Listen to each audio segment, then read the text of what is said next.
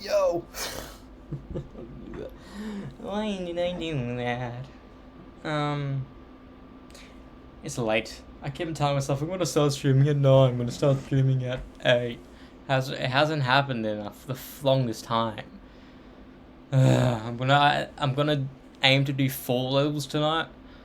And 4 tomorrow or more, depending.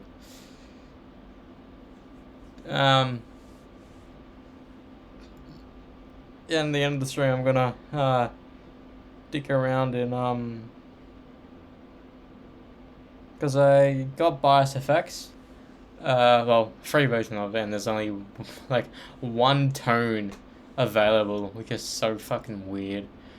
Like, at least give us more than one to try, and if we like it, buy, because it's either you pay $100 for a standard version, which barely has any tones, or the pro version, which is $200, or the elite one, which is $300. I don't know if you get the standard one to upgrade, you pay another 100, or you have to pay the 200.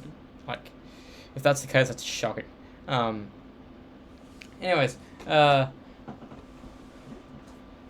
watched another Fast and Furious movie last night. And I forgot to mention, but the menu for Too Fast Too Furious, you could choose 3 cars. Would it be Brian's, Roman's, or Suki's?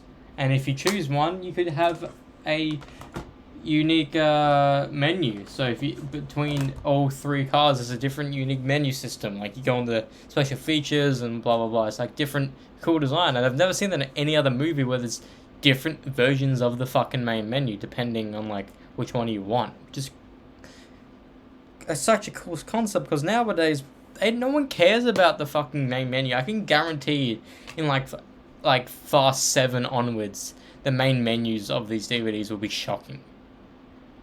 Like, I don't know what the menu is like in like the Avengers franchise, like after like Homecoming, I think. Because I think I've seen at least every movie before Homecoming on DVD at least once. I think I've only seen Guardians of the Galaxy 2 once, though. I was in cinemas. I don't know. But, yeah. That was just a cool thing I wanted to talk about. And also, yeah. Fast and Furious. Tokyo Drift. This is, at the time, it was meant to be called Fast and Furious 3, but James Lin, the director, was like, no, it doesn't have any of the main characters, so let's just call it Tokyo Drift because it's based in Tokyo. And at the time, people regarded it as a spin-off movie, which makes sense, because it's Tokyo Drift. It doesn't have Dominic Toretto in it until the end. Or Brian O'Connor. He only shows up. He doesn't show up in this movie at all. He shows up in the 4th movie. But, overall, it's probably... I would feel it's a stronger movie than Too Fast Too Furious, and it's more. I think it's a more fun watch than the first Fast and Furious, because it just has better like action for me. And the thing is, this movie brings in Sean as the main character. He's a 17-year-old played by a 23-year-old guy from Texas or something, living in Japan. He loves driving cars, and for some reason, since in Japan you drive. Like you drive right stick on the left side of the road, like Britain and Australia. How the fuck did he learn how to drive like that instantly? Because like you don't just do that. You know, like there's so many people that have dual licenses, like Gordon Ramsay and such, but it takes a while to get your brain used to having. Instead of using your right hand as the handbrake and the gear shift to your left hand, like it's such a shift. So I don't know how he did it instantly. Lil Bow Wow's in this movie, which is pretty cool. But the thing that this movie did is extremely well in is that it introduced the character Han, but also killed him off in the same movie. And if you watch this movie blind without knowing that Han is in future movies, you would think that he's like one of the best side characters you've ever seen, because he's a side character that becomes quite of a main character. Like, same with the love interest, same with Lil Bow character. Like, he's like in the movie as most as the antagonist is, but he's still a side character, and he's like the best one for it. But when you watch like some other big movie like The Matrix, there's other side characters that you're meant to care about the entire movie that die at the very end, and you don't even care about them. But in this case, without even knowing that Han's in the future movies, you're sad that he dies. And it's so weird that I don't know if James Lynn ever expected this to happen, but like we know that in this movie he dies because he crashes into a car and flips over and explodes. But I think it was in Furious 7, it shows that, no, Deckard Shaw was driving that car, who's played by Jason Statham, and that car was the one that made Han's car flip, and there was a bomb in Han's car, so that's why it exploded like that. But then again in Fast 9, we know that Han is back. He was like everywhere in the promotional thing. The movie would have been better if they didn't show Han being in the movie. They said no. They faked his death because they knew Shaw was coming after him. So Mr. Nobody, I don't know if it was a retcon, but they're like, maybe it's like, no, only Shaw was in the car. He didn't do the bomb. Mr. Nobody was a part of the bomb or something like that. But I don't know how you can like fake a death like that to the extreme. I don't know. But I can't wait to see Sean's like being reunited with Han and what was it? Fast 9. Fuck. Over. No, I was gonna say 20 years. It's like 13 years or some shit, or even more. Because this movie came out in 2006. Fast 9 came out last year, 2 years ago. Crazy. But it's still one of the strongest outings in the entire thing. Like the entire movie is about racing, and there's Yakuza undertones, but like unlike the second movie where it's all about fucking gangsters and shit, like driving on the side. In this one, it's all about driving. All Sean cares about is driving, but he gets a part of this underworld where people get money through driving and shit. Like, it's crazy. Dominic Toretto shows up at the very end of the movie, which sets up possibilities of them to showcase what Han was like in Fast and Furious, but like, and that makes that this movie is set in 2013, which is weird to think about, because this movie was released 7 years before 2013, like, because number one, the computers in that movie are shocking. Number two, they used iPod Nanos. In 2013, fucking iPhones were still a rage. Laptops were extremely good. So I don't know how that even made sense. I don't want them to like, oh, but actually, in Japanese schools you have to use that exact same shitty laptop. No, in Japanese schools you can use whatever fucking laptop you like. The preferred is MacBook, because MacBooks are easier to get your hands on. It's cheaper, lasts you a long time, and it's just the best interface for a laptop. Like, if I would recommend, legit, for a laptop, a Mac. For a PC, get Windows. Like, it should be the opinion for everyone, but people want, no, I want Windows for a laptop, and a Windows on a Mac and a Mac. Like, no.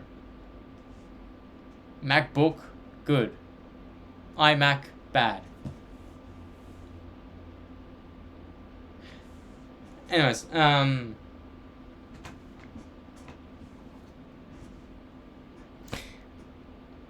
it's weird. It's the weird thing is that my brain doesn't realize this, but my entire streaming setup, besides maybe the ring light and the desk, the entire thing I purchased myself.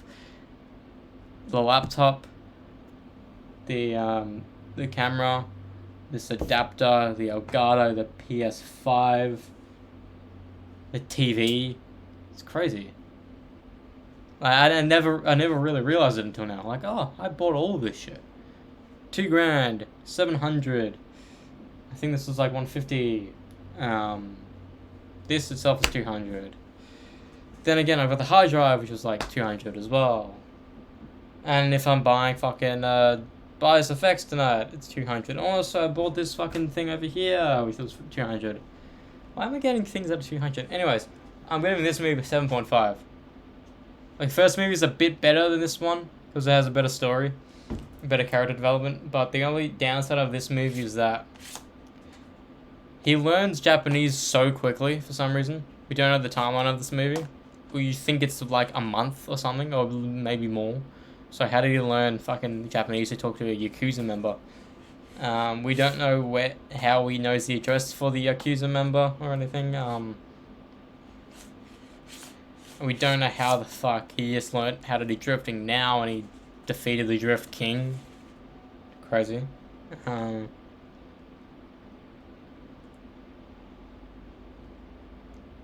also downside is having him having a thick southern accent in Japan.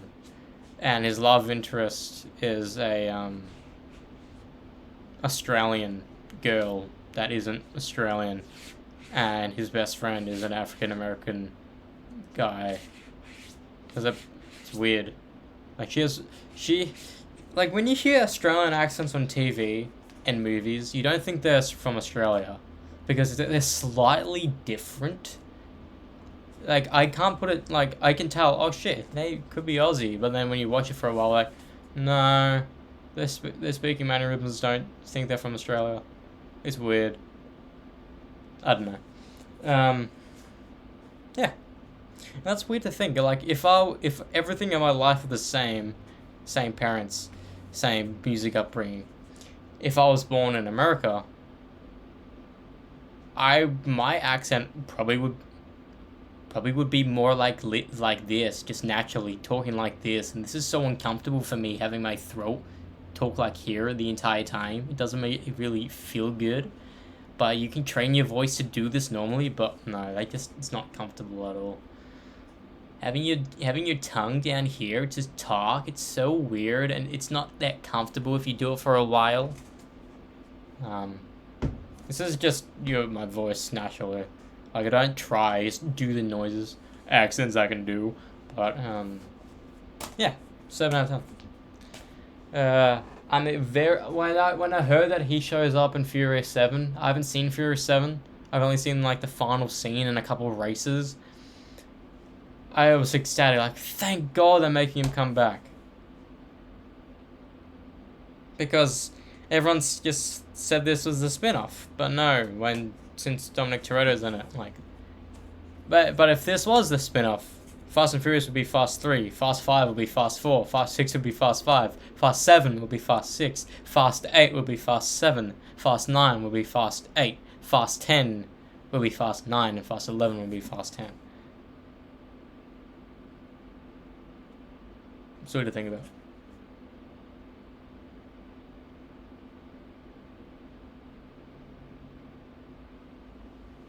Anyways, let's play this fucking game, bro. Let's do that shit. Also, I don't need to fucking go into uni on Monday and Tuesday, cause it's the dedicated RAM. It's the days for us to shoot. So I'm shooting on Monday, Tuesday, Wednesday, and maybe Friday if I need it. So tomorrow I'm going to record the song. Don't know about the vocals because I haven't finalized the vocals yet.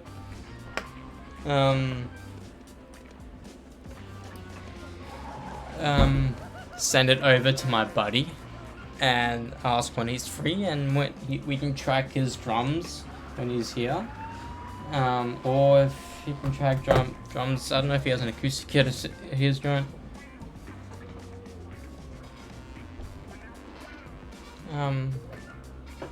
Yeah. Sorry about just talking just randomly. Talking just randomly. Also, I found out today that my current teacher, he was also my teacher in a block up not that long ago. He's only like a year older than my brother. Wait, what? How does that? How are you a uni teacher and you're roughly the same age as your students? The fuck? How does that make any sense? Because the math, right? Because my brother turned 18 in 2017, right? And I found out that she was 19 in 2016 because I saw a short film by her. So does it make her 24 now? My brain's confused. Like, it's just like, is it that long ago? Or is that recent? I don't know.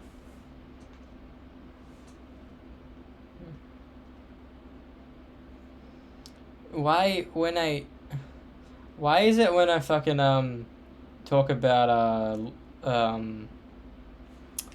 when I write lyrics, I sing them like I'm in a metalcore band?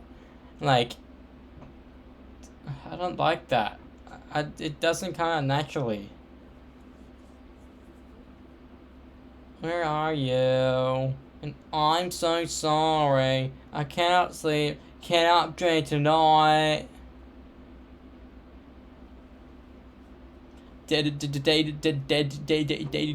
Wham.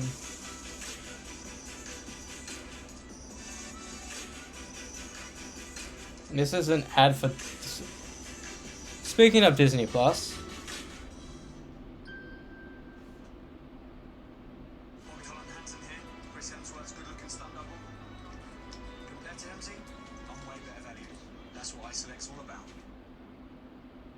I figured out. No, Disney. It was She-Hulk finale tonight. The weirdest finale ever because a noob would say, "Oh, she broke the fourth wall."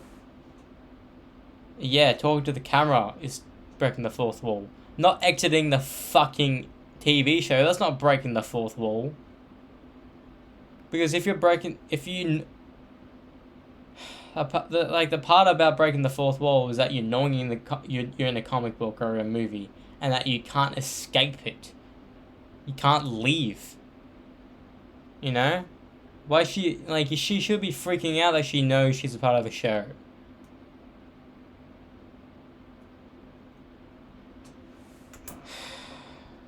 Also, they made Daredevil seem like he could see in this episode, which is weird. Like, no, he's blind. Why is he looking over to people?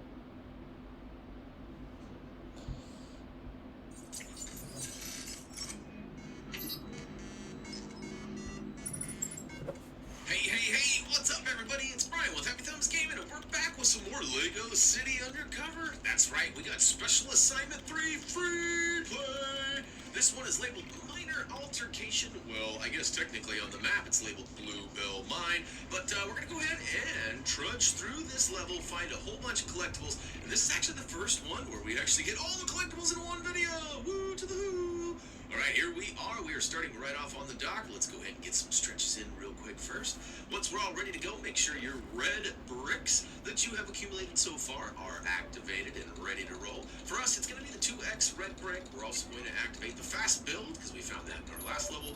And we also got the super color gun that we got in our preparing for free play video. So once all of those are on and ready to roll, we're going to go ahead and take a quick peek at our map, go all the way to the northwest corner, select the Bluebell Mine. There you can see we've got all the collectibles waiting for us except for the one gold brick that we got in our story mode. So yes, we are sure, and go ahead and click the start assignment, and let's get to getting. Check it out. Special Assignment 3, Minor Altercation. Even though on the map it was just labeled the Bluebell Mine. Anyhow, here we are. We are on the search for Stinky Fletcher. But hey, don't blink. You're actually going to miss the first collectible if you do, as it's right here off to the left-hand side in the water. There's a little alcove that requires a little bit of...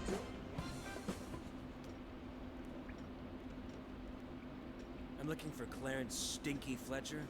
Other end of the main cavern. You can't miss him. I tell you, I sure won't when he retires. Hoo-hoo-wee. There he is. Blow the charges.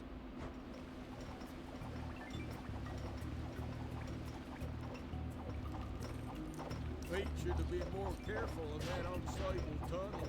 If he'd just been a shark miner, then he wouldn't be a flat.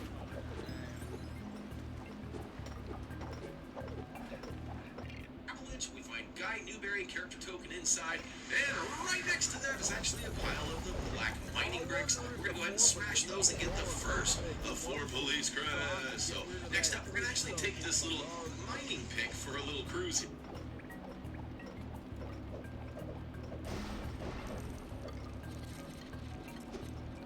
Oh, come on!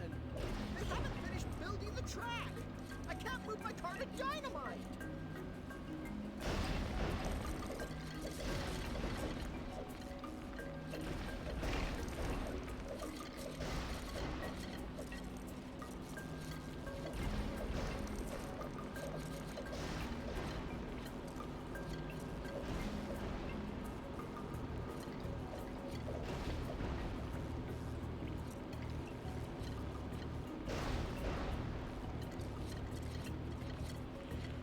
This is where.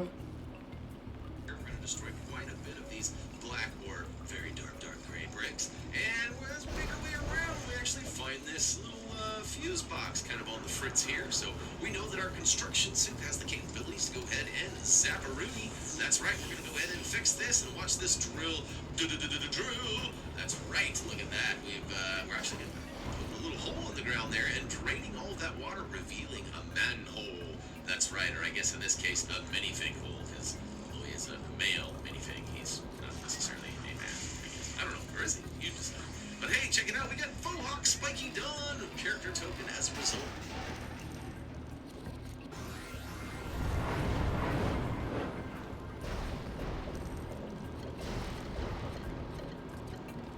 Oh, dang! Damn it! My first day on the job, and I managed to jam this big spinnery. Let's see, make the whole system seize up.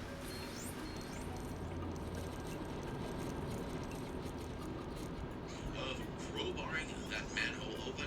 And hey, speaking of crowbarring, we've got a little bit more crowbarage in the back left corner here. We open up this fence inside, we flip a switch, and look at all these bricks come raining down. We're gonna build them up into a little yellow and gray checkerboard pathway box. We push it all the way over and check this out. Now I have to be completely honest.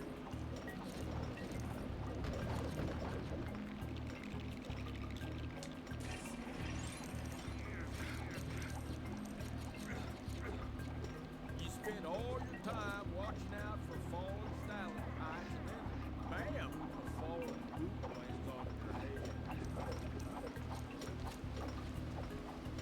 Honest with you, I'm not 100% sure how to access this color gun dispenser in the back right there, but you know,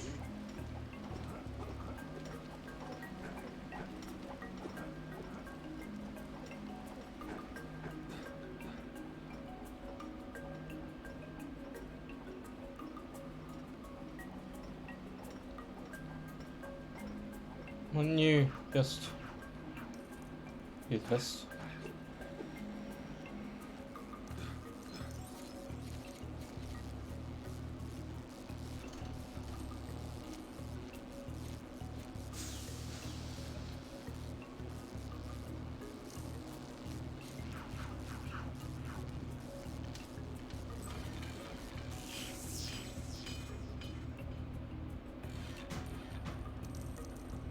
I just did it. He just says, oh, we don't know how to do it, but I just fucking did it.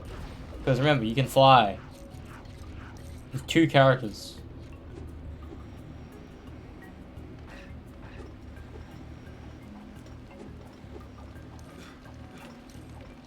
assume that you've actually got the color gun red brick on. Now, if you don't know where it is, we actually showed you in the Preparing for Free Play video. Feel free to check that out on our list. Meanwhile, we're going to go ahead and ride the elevator up and collect that dumper character token. It's kind of a weird name. I guess technically it is a dumper, but, yeah, anyhow, moving on. We actually find him. Pete should have been more careful in that unstable tunnel. If he'd just been a shark finder, then he wouldn't be a flat miner. You ever find out why those guys who broke in here took the equipment? No idea. Maybe they're starting their own mine. Digging's all it was good for. Idiots. They should have just taken all the fresh tools and saved themselves the work. Ourselves back down on the ground in the front left corner, right where we spawn. There's the first of 5 of these hobo stoves, the old cans that are on fire, the old garbage cans that are on fire. That's right. We're gonna go ahead and put all of those guys out. The first 3 are actually on the ground, one on the right, one on the left, one in the middle. We've got all of those. Now back up top we go. Now you probably noticed that there was one right next to where that color gun power node was, where we shot and changed it from red to green. And we're going to go ahead and climb back up there and put it out real quick. That's right. So we've got 4 of the 5 knocked out. The next one is actually going to require a little bit of grappling. We've got to get our... You'll have to find your own dynamite. I wonder if the foreman would let me borrow some of the explosives so I could get rid of that tree stump in my garden.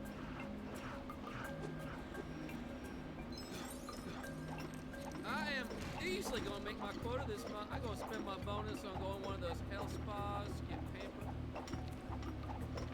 swing on here, and of course we actually have to smash and build one of these little catapults to get over to the next area. So go ahead and smash and build these guys and get your let's see here. Whoa. Now that we're over here, we're gonna switch right on back over to the old fire ran and check it out. We're gonna put out the fire in the back. Here's the second police crest shield, and we are ready to roll. In fact, that's actually got most of the collectibles in this area.